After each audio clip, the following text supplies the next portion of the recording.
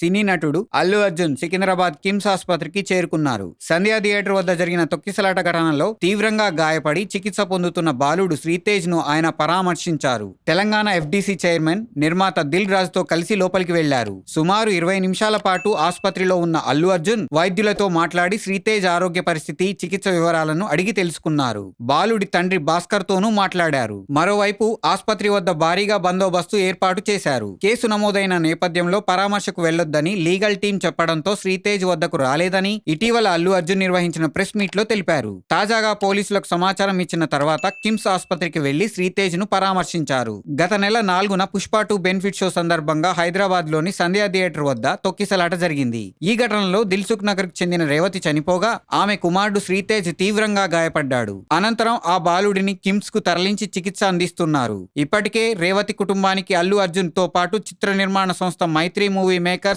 దర్శకుడు సుకుమార్ ఆర్థిక సాయం ప్రకటించారు. అల్లు అర్జున్ కోటి, పుష్ప 2 నిర్మాతలు దర్శకుడు సుకుమార్ చెరో 50 లక్షల చెక్కులను ఇటీవల దిల్ రాజు ద్వారా ఆ కుటుంబానికి అందజేశారు. మరి అల్లు అర్జున్ శ్రీతేజ్ ను పరామర్శించడాన్ని మీరేమనుకుంటున్నారో కింద కమెంట్ లో చెప్పండి.